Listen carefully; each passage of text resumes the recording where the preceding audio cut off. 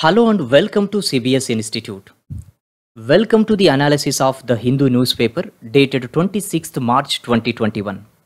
See, this analysis is useful from the point of view of current affairs that appear in various competitive exams. So this is useful for all the aspirants preparing for different types of competitive exams like banking, SSC and railways, etc. Now let's take up our analysis with an article which appear on page number 12. See, resolution of stress returns to normalcy. See, this article is mentioning that IBBI chairman MS Sahu said normalcy has been restored with the respect to resolution of stress under the insolvency law. See, what is important here is what is IBBI and what is its role. This is very important, especially from banking exams point of view. See, IBBI stands for Insolvency and Bankruptcy Board of India. Insolvency and Bankruptcy Board of India. So IBBI stands for Insolvency and Bankruptcy Board of India. See, for example, here it is a manufacturing company, that is A. Assume the situation, the company A has taken loan from the bank B and it has also taken certain raw materials for manufacturing goods from company C. Now assume the situation, manufacturer, that a company A has taken loan from bank B and it has already taken raw materials from another company C. So here A becomes borrower and B and C both are lenders. Both are lenders. So technically speaking, A is debtor and B and C are creditors. So A is debtor, that is borrower, and B and C both are creditors, that are lenders. Now A is under the obligation that the company has to repay the loan to the bank B, and it is also under the obligation that it has to repay the money to the company C because the company C had earlier given raw materials to company A. Now assume this situation that company A is facing some financial issues and it is unable to repay the loan to the bank B and it is also unable to repay the money to company C. Now it is under losses. Now this inability to repay the loan is called insolvency. Insolvency meaning is the inability of the borrower to repay the debt. The inability of the borrower to repay the loan is called insolvency. See, now the way forward is the company has to be dissolved. And the assets are to be sold. Assume this situation. Assets of the company A are to be sold, and while selling the assets of the company A, the company A will get money and this money has to be repaid to the B and also to the C. Okay, so while doing this process, we have to follow certain legal process that is called bankruptcy. So here company A has gone into the losses and it is being liquidated here, meaning is that the assets of the company A are being sold. So the money will be repaid to the bank B and also to the company C here. So to sell the assets of the company, we have to follow a legal procedure. That legal procedure is called, following the legal procedure is called bankruptcy. See, while following this procedure, we have to follow that insolvency bankruptcy code. There is a code called insolvency bankruptcy code. See, so insolvency bankruptcy code. Now, we have taken this example that A is in losses and the company is unable to repay to the bank B, and it is also unable to repay to the company C. So in this situation, company assets are to be sold and the money has to be repaid back to the bank B and also C.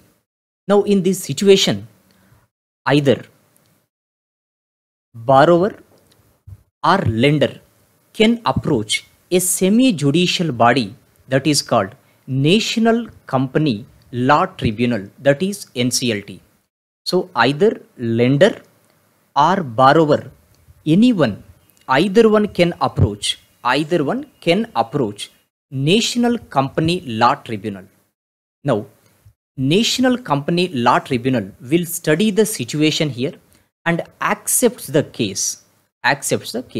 Then NCLT gives the task to another organization to sell the assets of the company A. See, here this organization appoints insolvency professionals, and these professionals will carry out the task of selling the assets of the company A, and the money will be repaid back to the company or the bank B. So here another institute will supervise this activity. This is called Insolvency Bankruptcy Board of India, that is IBBI. Insolvency and Bankruptcy Board of India. See, Insolvency Bankruptcy Board of India was established on 1st October 2016. See, this is headquartered at New Delhi and current chairman is MS Sahu. So here in this article, that IBBI chairperson MS Sahu. So this has been mentioned here. So we can expect a question like this. In IBBI, what first I stands for, what last I stands for, what B, first B, what second B stand for. So these types of questions we can expect in our exams. So there can also be a question, who is the current chairman of IBBI? So MS Sahu is the current chairman. Now let's take up the next article. The Supreme Court bans for women officers in the army. Now let us see the details of this article.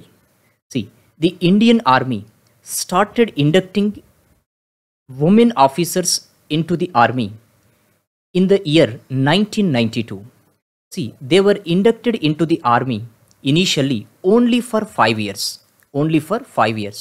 That too, they were inducted into the army and they were inducted only into the non-combative roles of the army. See, there are two roles in the Indian Army. One is combative role and another is non-combative role. See, combative role involves fighting with the enemy directly. Non-combative role involves, it does not involve fighting with the enemy directly. See, for example, engineering department, legal department of the Indian Army. So women were inducted into the army beginning with 1992. They were inducted into the army initially only for 5 years. That too, they were inducted into the non-combative roles of the army. So engineering, legal, for example. See, the women were allowed into the army under a special scheme. This was known as Women Special Entry Scheme. See, later this Women Special Entry Scheme was replaced by Short Service Commission, which means under this both men and women were recruited into the army. So they were placed under the short service commission, which means that they were inducted into the army. They were allowed into the army initially for 10 years here. Initially for 10 years. See, under the previous scheme, it was 5 years. That is Women's Special Entry Scheme. So this scheme was replaced by Short Service Commission. Here, they were inducted into the army initially for 10 years. 10 years. And the period can be extended up to a maximum of another 4 years. Another 4 years. Which means 10 plus 4, that is 14 years. 14 years. See, here both men and women are allowed into the army under the Short Service Commission, and they can serve up to 14 years maximum. That is 10 plus 4. Initially it is for 10 years and it can be extended up to a maximum of another 4 years. Then it becomes 14 years. See, here men and women were allowed. So there is another commission here, that is Permanent Commission. There is Permanent Commission as well. One is Short Service Commission, another is Permanent Commission. See, the men after completion of 10 years or 14 years, they were allowed into Permanent Commission. Men were allowed into Permanent Commission, but women officers were denied into the Permanent Commission. See, if an officer comes under the Permanent Commission, then he can serve the army until his retirement. Until his retirement. Then another benefits, for example, pension and other benefits are applicable. But if an officer is not allowed to come to the Permanent Commission, then all the benefits were denied here. So women were not allowed into the Permanent Commission, but men were allowed into the Permanent Commission here. With this, in the year 2003, a public interest litigation was filed before the Delhi High Court. Delhi High Court. See, Delhi High Court ruled in favor of women that army should allow women officers into the Permanent Commission. Into the Permanent Commission. See, the government did not implement this order. Again, it approached the Supreme Court. Again in the year 2019, here 2019, Supreme Court also ruled that Indian Army should allow women officers into the Permanent Commission. So from Short Service Commission, they can go into the Permanent Commission as well. So this was the verdict of Supreme Court given in the year 2019. Now the Indian Army is under the obligation to allow women into the Permanent Commission from the Short Service Commission. So now Indian Army is allowing women from Short Service Commission to Permanent Commission as well. Okay, but here Indian Army is following a procedure while appointing a woman officer to the Permanent Commission from the Short Service Commission. So here Supreme Court is saying that whatever the procedure being followed by the Indian Army to appoint women officer to the Permanent Commission from the Short Service Commission, then this procedure is disturbing. This procedure is disturbing. So here the matter is Supreme Court on Thursday held that the Army's selective evaluation process discriminates against, disproportionately affects women Short Service Commission officers seeking Permanent Commission. So here two terms were mentioned. One is Short Service Commission and another is Permanent Commission. So this is the explanation for what is Short Service Commission and what is Permanent Commission. Now let's take up the next article. The North Korea launches ballistic missiles. See, this issue is not important from examination point of view, but there are some points to be noted. They are important from examination point of view. See here, ballistic missile. Ballistic missile meaning is it follows a different curved trajectory. For example, if we launch a missile from here, it follows a curved trajectory and it releases different warheads from different positions at different targets. So this is the ballistic trajectory. This is ballistic trajectory. So here North Korea launches ballistic missiles is the point. Okay. So here whenever you come across new country, the name of new country, you have to know the capital city and currency of that particular country. See, Pyongyang is the capital city of North Korea. North Korean capital city is Pyongyang, and currency of this country is won, that is WON. And another point here is that it is also mentioning the Japanese Prime Minister's name. Japanese Prime Minister is Yoshihide Suga. Yoshihide Suga. So this point is also important from examination point of view. There could be a question, who is the current president of the Japan? So that is Yoshihide Suga. So here Japan has come into news. Japan capital city is Tokyo and Japanese yen. Japanese yen is the currency. See these 4 points, capital city currency, capital city currency. So these are important from current affairs point of view. Whenever you come across name of any new country, you must know capital city and currency of this particular country. Now let's take up the next article.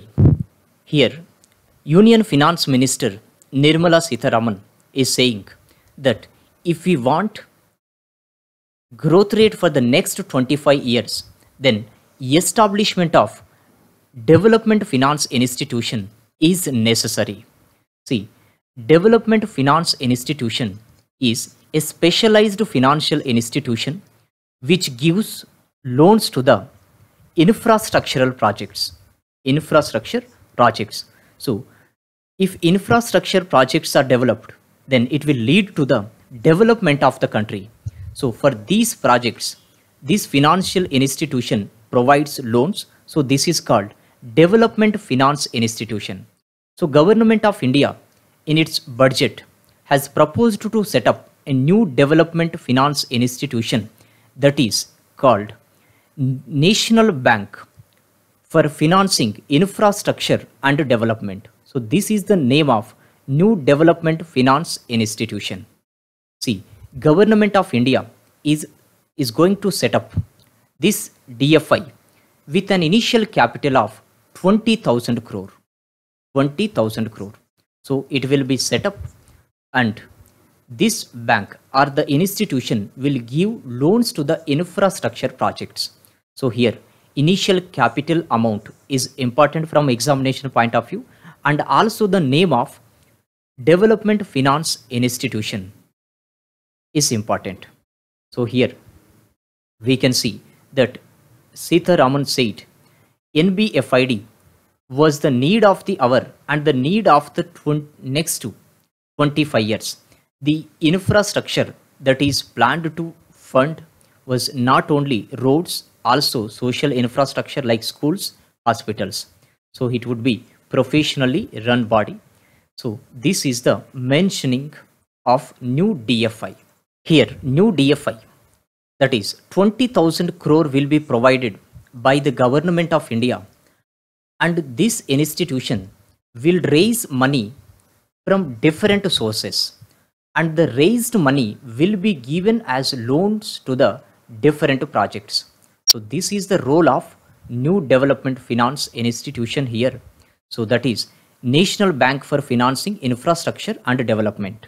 Now let's take up the next article. Suez Canal temporarily halts navigation. This article is important from examination point of view. But what is important here, we will see soon. See, Suez Canal. Suez Canal is a waterway. This is a narrow water route. This is a canal connecting the Mediterranean Sea and the Red Sea. See, many ships pass through this way daily. So, recently, a giant cargo ship is passing through this way. Due to technical failure, it crossed the way. It crossed the way and it stuck in the middle of the canal. So, making very difficult for other ships to pass through. So, it blocked the entire way. See, here, what is important is this ship is run by Taiwanese company, that is Evergreen, but the name of the ship, that is MV Ever Given. MV Ever Given. This is the name of the ship that stuck in the middle of the canal. See, what is important here is the name of the ship is important. See, Suez Canal is in the country of Egypt. Egypt. So this is also very important. So there could be a question, which of the following ships has stuck recently in the Suez Canal? Could be a question in our exam. Then answer will be MV Ever Given. MV Ever Given. Please remember, name of the company that runs this ship is Evergreen, but the name of the ship is MV Ever Given. MV Ever Given. So this is important from examination point of view.